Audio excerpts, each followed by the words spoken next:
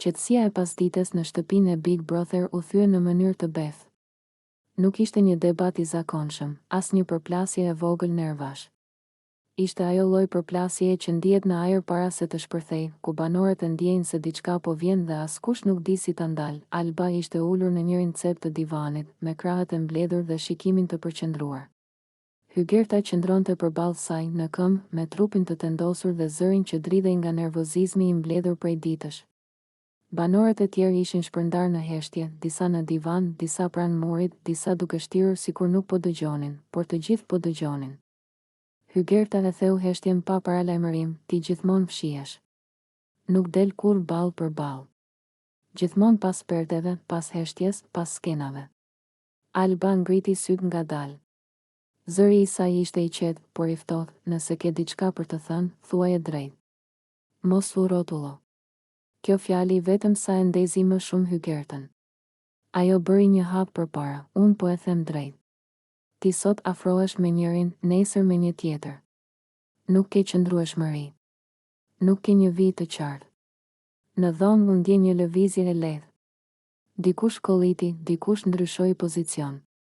Alba u drejtua në divan, këto janë gjykime. Ti nuk e di asgjë për mua. Hygerta qeshi me ironi. E di mjaftueshëm për të parë çfarë po bën. Ti luan me situatat. Luajtja jote nuk është naive. Këtu, Alba ndryshoi ton, ti po më etiketon. Po më ul. Dhe kjo është problem.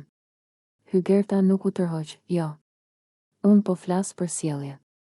Për mënyrën si prezantohesh. Për mënyrën si kërkon vëmendje.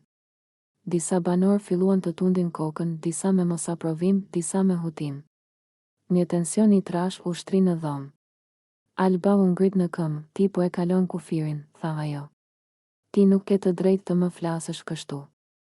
Hygerta i mbajti syt fiks tek ajo, kufiri kalohet kur dikush nuk di ku të ndalet. Dhe unë këtë po e shoh. Fjalët ranë.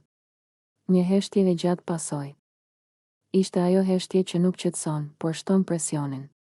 Alba foli ngadalë, duke zgjedhur fjalët, ti mund të mendosh çfarë të duash.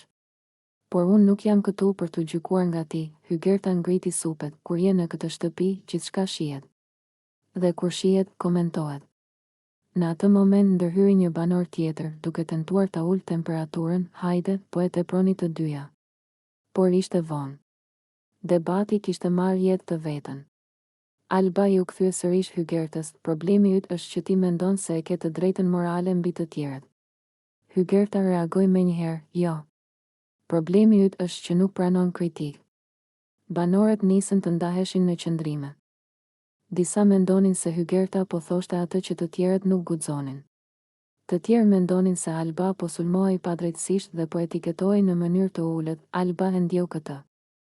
Zëri i saj u forcua, ti po më redukton si njeri. Po më sheh vetëm nga një kënd.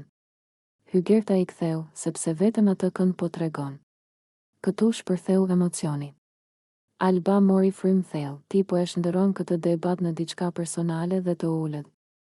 Hygerta u përgjigj me ton të fortë, sepse është personale.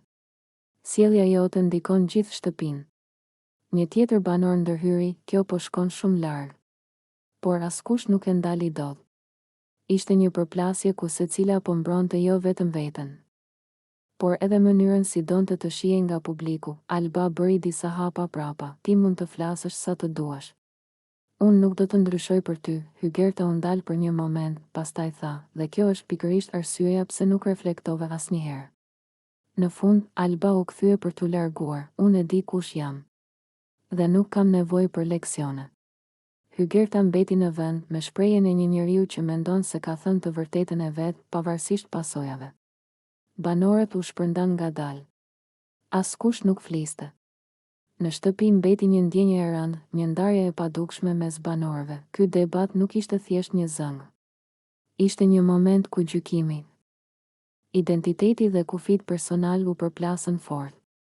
Një debat që nuk u fitua nga askush, por që la plagë dhe pyetje të hapura. Në Big Brother, disa debate mbarojnë kur ndalet zëri. Ky jo. Ky vazhdoi të jetojë në heshtje, në shikime, në distanca, dhe në mënyrën si shtëpia nuk ishte më e njëjta pas asaj përplasjeje.